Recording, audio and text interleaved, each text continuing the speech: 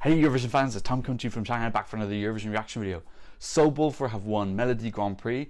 Today I'm going to be reacting to their live performance for the final. I'm also going to talk about how they could do at Eurovision, as well as the 9 other acts that competed in the Melodi Grand Prix final. So, let's kiki. As always, you can use the progress bar if you want to skip to a particular thing that I just described. If you're looking for my initial reaction to Subwoolfer, I'll leave a card up here. I know I always talk about leaving cards, I do it. I will leave a card this time. I will leave a card to my initial reaction, which is the first time I listened to the song. I've listened to it like 60 times since, so my review today is going to be more kind of analysis of what they did in the performance and what they maybe need to change in the future. First of all, let's talk about the show. I thought this final was so high quality. My God, because I'm 8 hours ahead, I usually load the page before I go to sleep. I refresh it in the morning and I watch the final. So I can choose which songs to watch. I watched 8 of these 10 songs. There's only 2 I skipped, Christian Hindenbrinksen and Sophie. The other 8 I watched the whole way through. I just thought the quality was absolutely, you know, I've been harping on about this in all my semi-final videos. I'm still not super mad on the format, the thing where they just call out 4 names. It does feel a little bit X Factory. I kind of like a more point system where we kind of see who's going up and down. I don't know if they're trying to protect the artists a little bit that way by not humiliating anyone from coming last. I don't know, I think it would add to a bit of the excitement. I really liked the bit at the end where you can see the votes, and I actually got a mini spoiler because when I refreshed the NRK website, I got this really quick picture of what I thought was them. I was like 90% sure it was Subwoolfer holding a trophy. And despite that, I still watched the final. I was absolutely and shitting it, especially when it was in the voting and they have all the different regions and they came down and like, well, Subwoolfer like 40,000 behind. I was like, oh my God, did I miss-see that picture? I had these like horror images of them winning. Like, I was absolutely having a heart attack. This, as you probably know, this is my favorite song so far this year. It's still quite early. We've only got half the songs, but this is easily my number one. If I could ask for anything out of any national final, it would be that they won. So I was just absolutely nutty, shitting a brick, hoping that they won. So massive relief that they have won. Now I'm going to react to their live performance. This is the first time I've seen their live performance. I have purposefully waited until this moment to do it because I wanted my reaction to be the first time reaction. So actually, I skipped their performance when I was watching the national final. Okay, oh my God, I'm really sorry. I've wanted to watch this for ages. I was holding off. I was like so sure that they win. I was like, no, I'm gonna hold off because I'm really confident that they're gonna win and I can just do it as my final Norway video. Okay, it's the moment of truth. This is the national final performance. Subwoolfer, Wanna Know My Secret Bank. Oh, excitement! I'm so excited. Okay. Ooh, they got 3 dancers. Ooh, vocals sound great. Nice. Oh, and they put the space theme behind them. Awesome. It's so striking visually. Like, so many people are going to be interested when they see this starting tableau. And it's really choreographed and it looks super slick. Love the girls with the pole dancing.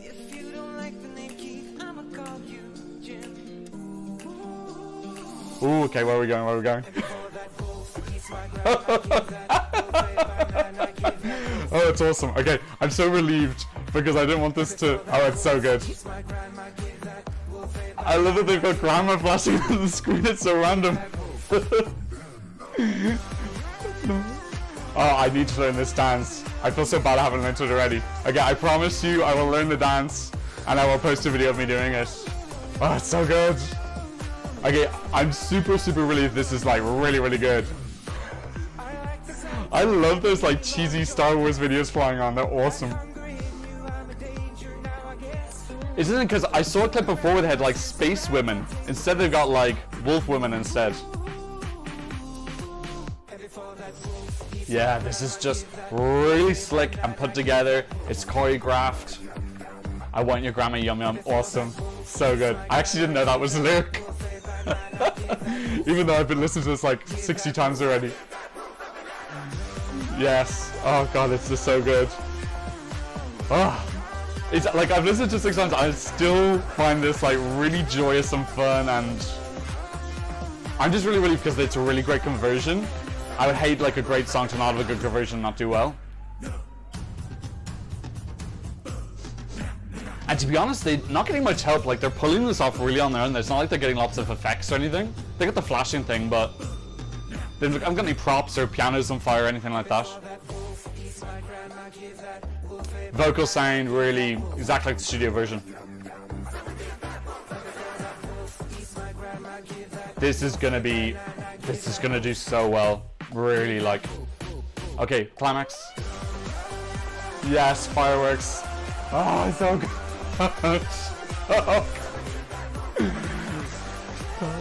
Okay, I need to do this bit. I know this bit. Oh, it's the astronaut. Oh.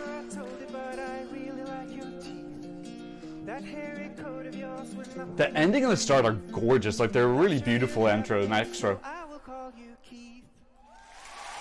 Like, yeah, I'm gonna talk more about that because it does kind of bother me when people like dismiss this. Like, there's such a big difference between joke entries and humor entries. Like, joke entries is like just Dust on the Turkey, Pirates of the Sea, just like taking the piss, Clueless. This is not a joke entry. This is a humor entry, the same vein as Verka Serduchka. Like, that, you can't say that Verka Serduchka is a joke entry. It came second. Everyone loves that song. How can you say that entry is a joke? This is the same. This is the same. For me, this is up there with Verka Serduchka in terms of being a really high quality humor song. You strip away the costumes and the lyrics and you just had the melody with different lyrics, this would still be a really, really good song. The reason I listen to it 40, 50 times plus is because I love the melody in the song. So it's got that fundamental foundation which is so important for conveying that this isn't a piss take, this isn't a joke entry, this is legit. And then when you hear how good quality is, and then you've got all the humor on top of it, it's just such a double punch combination. It's like 1, 2, absolutely just socking people out. This is going to do so well with the televote. My God, I will not be surprised if Norway win the televote again. Of course, they won it with Kaino before, and it would be very, very deserving of this one. Juries, we don't really know because Melodi Grand Prix doesn't give you any jury votes. It's all public voting. And on top of that, we don't really know how they're going to react. I'm actually going to look. It's also in the same vein as Little Big Uno. That was another song. Like, I enjoyed listening to that song. A lot of people enjoyed listening to that song and that type of music, and that had humor in it as well. So yeah, I really dislike this like dismissive thing of, oh, it's just a joke entry. It's a disgrace to the competition. First of all, we do not need to pander to the general public. Like, Eurovision is our competition. We don't need to like appear legitimate to these people who really do not give a crap about the competition at all. Outside of like one night, they only watch the final. They didn't even watch the semis. So for me, I don't feel this need to validate myself or impress the general public at all. Okay, now one thing I'll say about Verka Serduchka in 2007 is that it was pretty much all televoting. That was 2007, 2008 where it was all televoting. So we don't really know. Let's say there were only 2 jury members, but they were Albania and Andorra, so that isn't really a good representative anyway. If it means anything, Ukraine got 4 points from the Albanian jury, who aren't exactly notorious for being uncorrupt. And then the Andorra jury gave Ukraine 12, which I wouldn't say is the most difficult thing to purchase in the world. So yeah, we don't really have too much of a present. And of course, Little Big Uno didn't go in the end, so we don't know how that did. We know that the Russian mamas baking cakes didn't do so well with the juries. They got lots of 4s and 5s and 6s. I think that is a little bit more towards a joke entry. That was going for like the shock value of grannies singing a dance song. Like, it was purposefully trying to make a joke in the form of subverting your expectations that grannies would sing a dance song. I don't think that I think this is more legitimate than that, and I think this will do better with the juries. But I think the televote alone is enough to bring this into the top 10. I will top 5 as possible. I don't think this can win just based off the jury. I would love the jury to surprise me, but I absolutely enjoy this. It will almost definitely end up within my top. If it's outside my top 3, it means that we've had a super, super strong year, because right now it's my firm number 1. So yeah, I'm a massive, massive fan of it. I really, really enjoy it. It's just so joyful, clever. And we were kind of worried that there would be all these COVID songs after COVID, and this is probably a COVID song, but it's not in like really, like in the Irish national finals, like we're going to get through this, which is like this really like, oh God, kind of like cringy COVID song. This is like a funny, pro-vaccine, well, whatever you think it's about, but it's just about it, but in a funny way and light and airy and carefree, and it makes you forget what's going on in the world for 3 minutes, and I just think it's brilliant. In terms of their identities, I noticed in their pass card that only one of them was speaking, which I think lends to the theory that it's Gaute and Ben Adams, so that would make sense because Ben's probably, his Norwegian isn't as good. It would make sense that he wouldn't talk and then Gaute would do all the talking. So I don't know if they did a reveal actually. Okay, in any case, let's talk about the other songs in the final. So the run-up was North Kid with Someone. I thought the song is pretty decent. I was a little bit surprised that they made the gold final, I gotta be honest. I thought it was going to be between LCB and Subwoolfer. They gave me a mini heart attack because they got such a large vote from the North. Now, I would have been really, really devastated if this result had been decided by a partisan vote, which North Kid did much, much better in the North. They got I think it was like 80,000 to 25,000. And if they'd won because of that, that would have been a really, it would have been a real bitter end to like a really, really fantastic national final. So I'm glad it didn't come down to that. But it was much closer than I expected. 50,000 for Subwoolfer. Subwoolfer 50,000 head. I do think that is largely down to the fact that Subwoolfer, you love it or you hate it, and if you love it, you'll give loads of votes, and if you hate it, you'll give loads of votes to North Kid. So I wonder how many of those North Kid votes are actually for North Kid or more against Subwoolfer. In any case, heart attack averted. They did still win. Yeah, very disappointed. The other two people in the top four were Sophie Fjellvang and Elsie Bay. I didn't watch Sophie's song. It's not for me, but I know there's a lot of people who are big fans of this. I find it a little bit too on the boring side personally. Elsie Bay, what an absolute another superstar. NRK need to make sure that they take care of this girl, make sure that she feels noticed and appreciated. She's such a talent. She wrote Witchwoods last year. She's written this song this year herself. She is just brilliant. Her performance was so mature. I was really, really, really impressed. They changed the staging up. They had violins behind. They had 5 seats with violins, and then they turned into men playing violins. It was really impactful. A huge improvement on her previous staging. So they've obviously been listening to criticism. I thought her high notes were brilliant. That scream she does going into the last chorus was just electric. I was really disappointed that she didn't get into the gold duel. Obviously, I didn't want her to beat Subwoolfer, but I really felt that she deserved to come second. I really, really want her to come back. She's brilliant. My actual second of the whole MGP was actually Maria Moan, though. She didn't really hit the final. A lot of her notes were off, and some of her ad-libs and kind of flowy high notes are really the key appeal of the song. I've been listening to this a lot on my iPad, and she missed those, and because of that, it kind of was a little bit some like slightly off moments. So I'm a little bit disappointed for that she wasn't able to convert. Well, she got some of the high notes, but I'd say she probably had like a 50-50 record.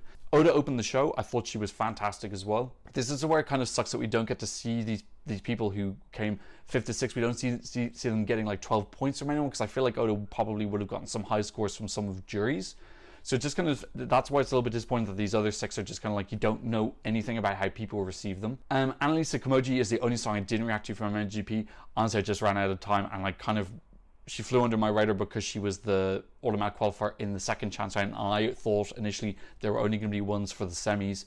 This song is fine. It's kind of like an upbeat vaudeville 20s song with like a very thumpy beat that gets a little bit annoying. It's quite loud, but I kind of like this play with the theme of being about bees and stinging and poison and buzzing and that kind of stuff, and I thought her performance was kind of fun.